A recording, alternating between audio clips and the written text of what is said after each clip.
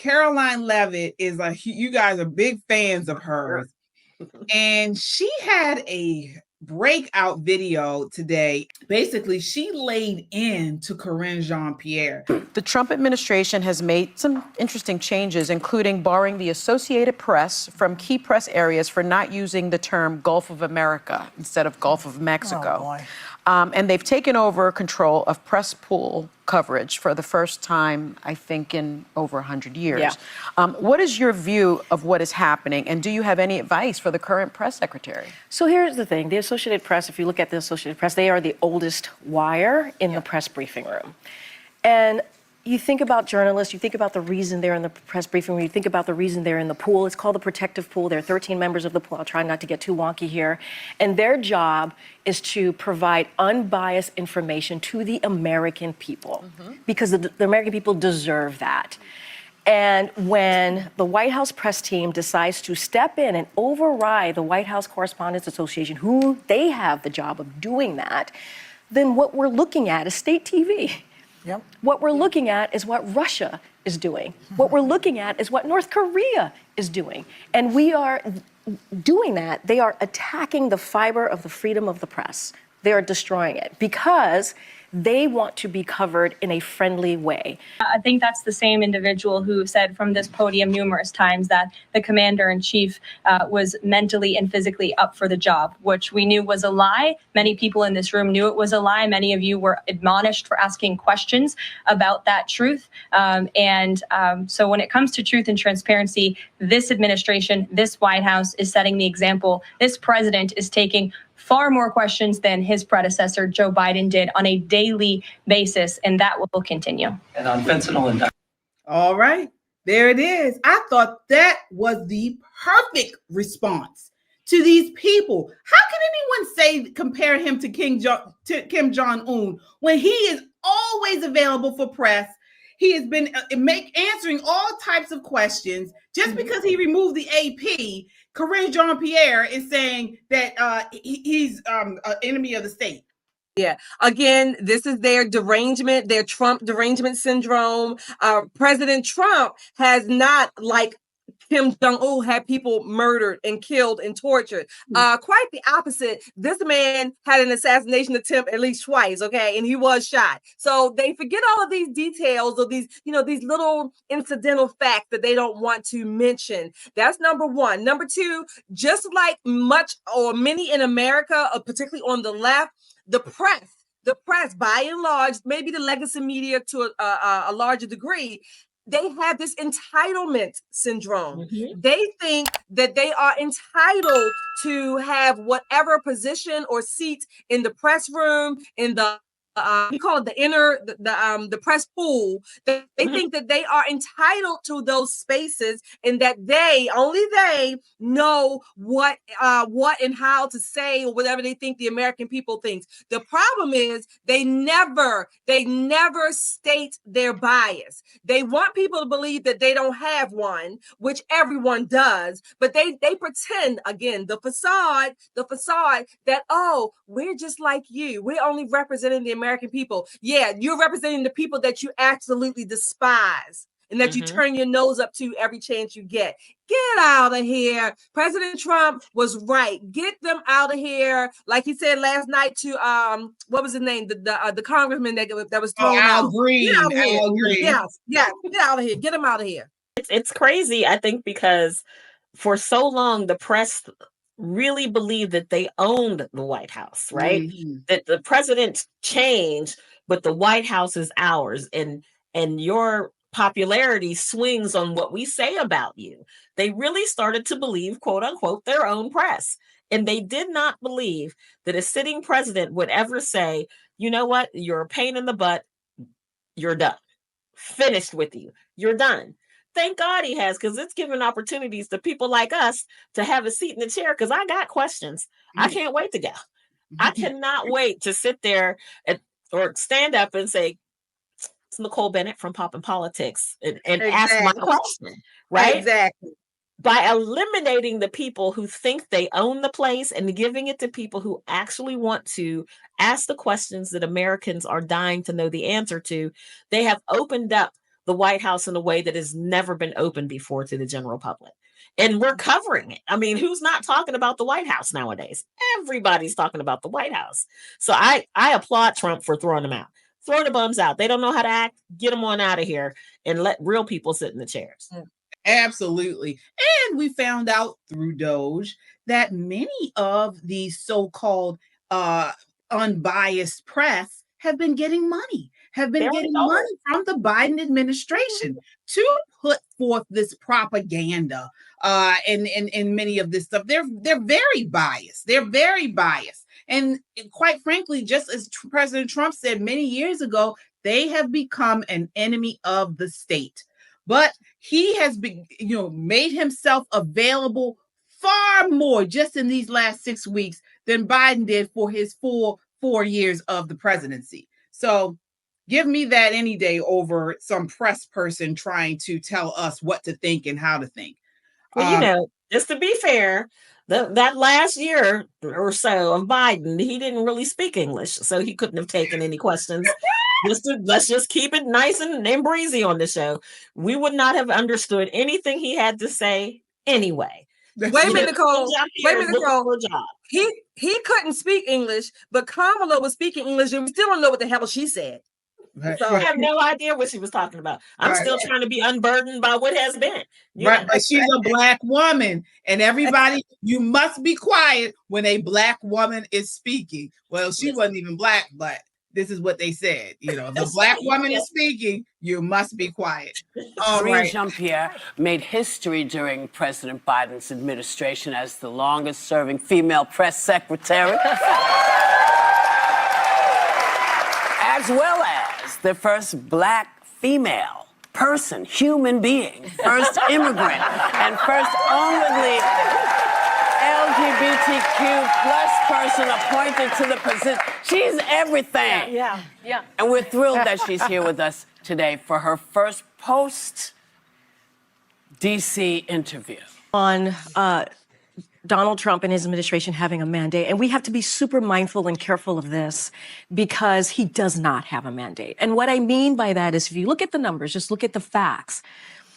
He won with the smallest margin of the popular vote since the 19th century. Yeah. There was no coattail, meaning that it is the House is at a razor thin, and he's on his way in the first 100 days to be the most unpopular president in their first 100 days. Mm-hmm. Yeah. That is not a mandate. In 70 years. In 70 years. The word man is in there. Well, that's questionable. But I guess the question is, does it matter if he has both houses of Congress and the White House? It does matter because right now we have... What we're seeing in this administration is he's taking a wrecking ball to the government. Yeah. And what that means, and so that people really understand as folks are sitting here and watching, there are folks who have been fired from the federal government, and now, is our water safe, right? Mm-hmm. Is our food safe? Right. Are the skies? Right. And the skies, right? We have to worry about getting on a plane. Is that going to be safe? There's going to be a pandemic. Okay. So we got to react to this. I want to start off with you, Nicole. What did you think about? Now they're trying to say because these people have been laid off, now we're going to see inefficiencies throughout many of the governmental things that are handled here in the country. It was already inefficient. Let's just call it a buck. It was inefficient to start off with. It grew even more inefficient regardless of how many people worked there. We haven't really had any significant reduction in the federal workforce, I think, probably since Bill Clinton was, I think, the last president that kind of looked at it and said, we're getting a little too fat around the middle. But it was interesting to me that Karine was able to recall all the wrong facts without the notebook. Mm-hmm. Now, granted, as someone who also has been the first of many things politically, the first this, the first that, never lead in with being the first when you were mediocre at your job at best, right? She needed a book to tell her every single thing about her job, and she definitely could have used one when she was on The View today. Fewer plane crashes this year than last year. Fewer. But the media has chosen to report on it because it's shock and awe. It's shock and awe, and they want to scare the American public into not liking Donald Trump. The truth of the matter is, I find it hard to believe that there's not one American who says, yeah, we're going to keep the bloated government, let them spend our money the way they want to, and I'm okay with it. That's not what people are saying. Let the illegal immigrants run amok, and we're okay with the crime and the murder and the rape. No one's saying that. Maybe the governor of New York, but almost everybody else wants people who are harming us gone. It is time to right the ship. And I know that means changing the channel for some folks, especially, French-born American, lesbian, former press secretaries. All of that to say she's an American just like I am. And she should be very proud of this president and the way our country is moving. And they're lying. You just said we've had less plane crashes this year than we had last year. Right. Already.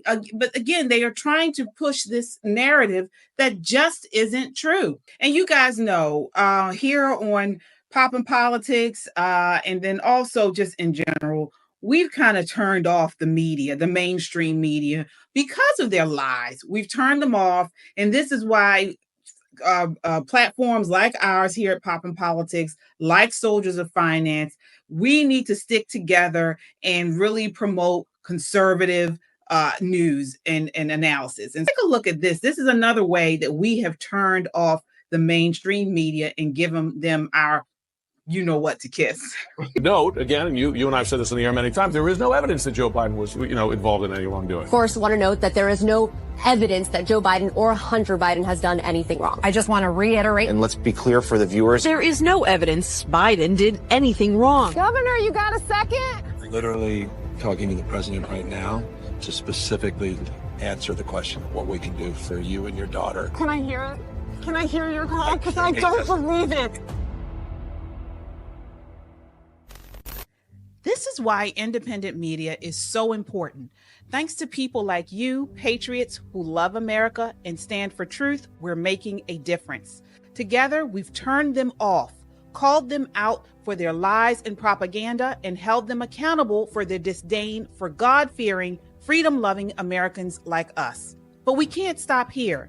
It's time to take action with our dollars. Let's make 2025 the year we double down on our commitment to values-driven choices. Vote with your dollars. Support Made in America. Back companies that honor our families, faith, and country. We found an exciting way to make this switch, and we want you to join us. Check out www.popandswitch.com and click Yes, I Want to Make the Switch.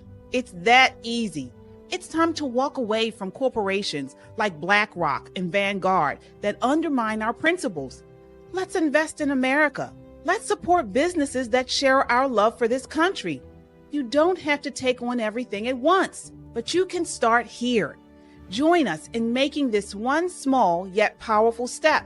Visit www.popandswitch.com. Click the link and schedule a call with our team to learn how you can make the switch. Together, we can create real change.